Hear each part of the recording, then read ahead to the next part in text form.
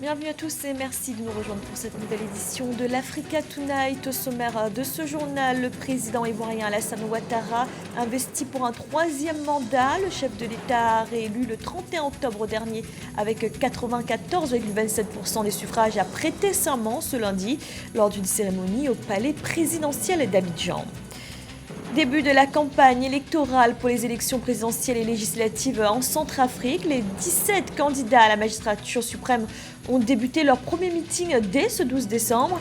Parmi eux, le président actuel Faustin Archange Touadéra qui fera face à une opposition divisée. Et la deuxième édition des Olympiades universitaires, le Conseil africain et malgache pour l'enseignement supérieur a procédé à la remise de récompenses aux lauréats. 12 candidats ont été distingués dans 7 disciplines. Mais tout d'abord, le Premier ministre de l'Eswatini, Ambroise Lamini, est décédé. Il avait 52 ans. Les causes du décès ne sont pas connues, mais le chef du gouvernement de ce pays d'Afrique australe était hospitalisé début décembre en Afrique du Sud, où il avait reçu un traitement contre le coronavirus, et ce 2 semaines après avoir été testé positif. Ambroise Lamini, ancien directeur de banque, avait été nommé Premier ministre en 2008. Le président ivoirien Alassane Ouattara investit officiellement pour un troisième mandat, une investiture en l'absence des leaders de l'opposition qui continuent de contester sa victoire du 31 octobre dernier avec 94,27% des voix. Alassane Ouattara qui a d'ailleurs promis la reprise des négociations sur la commission électorale en vue des législatives de 2021.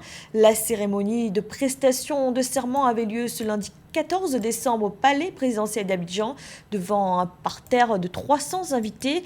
13 chefs d'État africains étaient présents et plusieurs personnalités internationales. Je vous propose de revivre le moment fort de cette cérémonie, la prestation de serment du président sur la Constitution. Monsieur le Président de la République,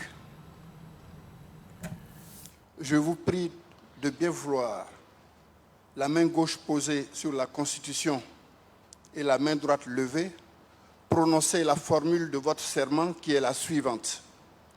Devant le peuple souverain de Côte d'Ivoire, je jure solennellement et sur l'honneur de respecter et de défendre fidèlement la Constitution, d'incarner l'unité nationale, d'assurer la continuité de l'État et de défendre son intégrité territoriale, de protéger les droits et libertés des citoyens, de remplir consciencieusement les devoirs de ma charge dans l'intérêt supérieur de la nation. Que le peuple me retire sa confiance et que je subisse la rigueur des lois si je trahis mon serment. Monsieur le Président de la République.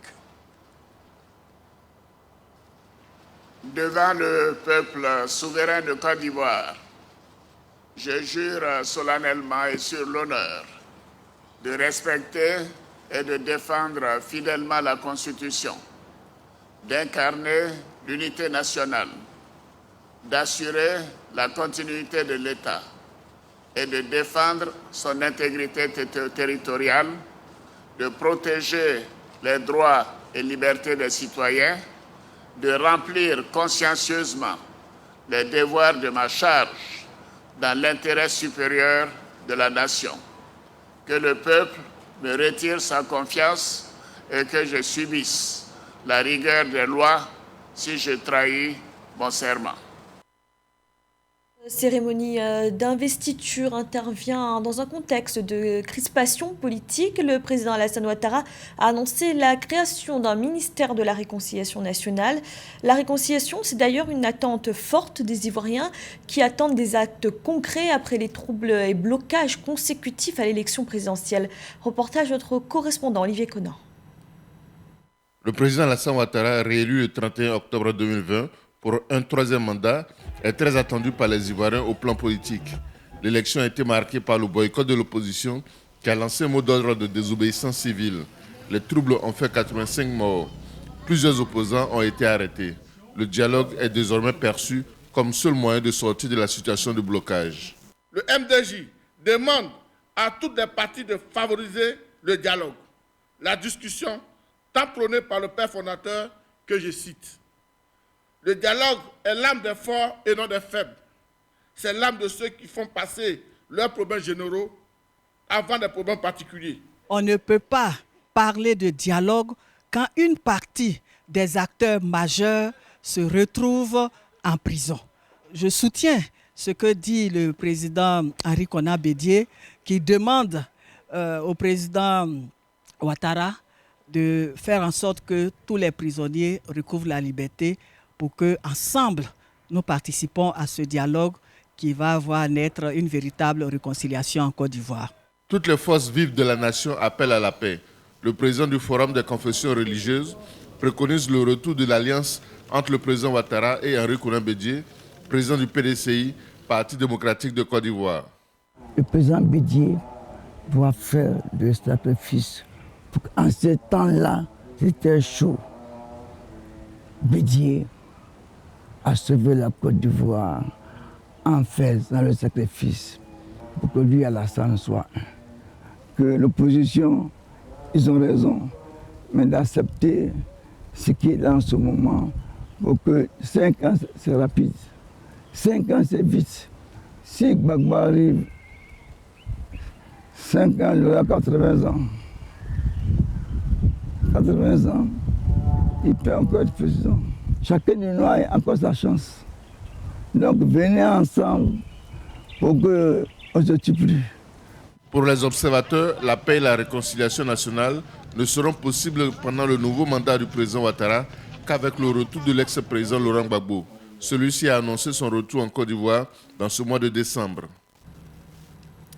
En Centrafrique, la campagne électorale pour les élections présidentielles et législatives a débuté ce 12 décembre.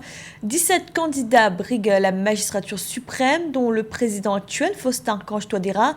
Le 27 décembre prochain, les Centrafricains devront donc choisir leur chef d'État pour les 5 prochaines années, ainsi que leurs 140 députés. Aïssatou Bari. La campagne pour le premier tour des élections présidentielles et législatives prévue le 27 décembre s'est ouverte officiellement samedi en Centrafrique. 1,8 million d'électeurs sont appelés à désigner un président et 140 députés.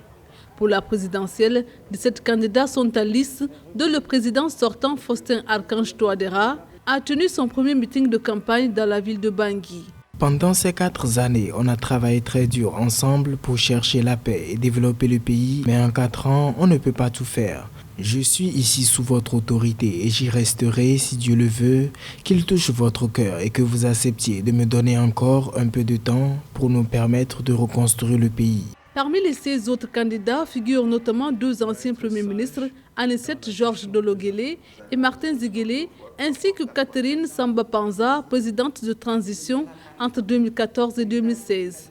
De l'avis de certains observateurs, le président sortant apparaît comme le favori, d'autant plus que la candidature de son principal rival, François Bozizé, rentré récemment de son exil, a été invalidée par la Cour constitutionnelle.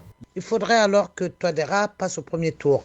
Sinon, les opposants vont se coaliser. Vous savez qu'il y a la plateforme Code 2020 qui rassemble 6 candidats et qui pourront donner des consignes contre Touadéra. Bozizé également pourra donner des consignes de vote en faveur de Ziguélé et de l'autre Premier ministre. Donc voilà un peu l'ambiance. Et puis il faut penser aussi à la pré-campagne des déçus qui n'ont pas pu participer, tels que Bozizé, qui ont encore des hommes armés et qui ont des bastions les plus fortement peuplés, pourront créer encore des conflits. Ces élections marquent un nouveau tournant pour la Centrafrique, ravagée par des années de guerre civile, occasionnant des milliers de morts et déplacés. Après la signature d'un accord de paix en février 2019, entre 14 groupes armés et le gouvernement, les violences ont considérablement baissé. Par ailleurs, la mission des Nations Unies en Centrafrique, MINUSCA, forte de 11 500 casques bleus, va déployer un important dispositif pour assurer la sécurité du vote, dont le second tour est prévu pour le 14 février. Dans l'actualité également, le Soudan retiré de la liste noire des États-Unis, une liste où figurent les pays soutenant le terrorisme. Le Soudan y figurait depuis 1993 en raison des accusations qui pesaient sur l'ancien président soudanais Omar el-Béchir, soupçonné d'entretenir des relations avec les organisations terroristes telles que Al-Qaïda. Le Soudan et les États-Unis avaient recommencé à négocier sous l'administration de Barack Obama, un mouvement qui s'est axé accéléré avec la chute de l'ancien président soudanais en avril 2019. Un scrutin qui fait figure de test au Niger. Le pays tenait ces dimanche et lundi les élections municipales et régionales. 7,5 millions d'électeurs étaient appelés aux urnes. Ces élections n'avaient pas été organisées depuis 2004.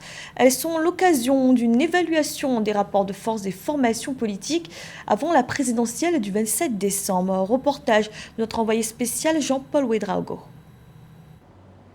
Le coup d'envoi des opérations électorales pour les élections locales a été donné ce dimanche 13 décembre 2020 au Niger.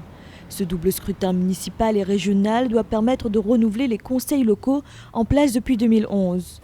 Au bureau de vote installé à l'hôtel de ville de Niamey et réservé aux officiels, le président de la République, Mahamadou Issoufou, a voté en compagnie de plusieurs personnalités.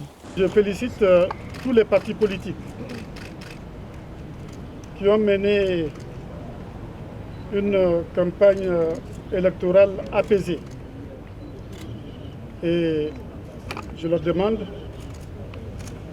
de maintenir cette bonne conduite tout au long de la campagne des élections législatives et présidentielles. Des candidats de près de 100 structures sont dans la course pour la conquête de quelques 4000 sièges conseillers. Près de 26 000 bureaux de vote sont ouverts pour l'occasion. Vraiment, c'est une impression de satisfaction, si je peux le dire, parce que quand vous prenez la grandeur de notre pays, nous avons approximativement plus de 26 000 bureaux de vote.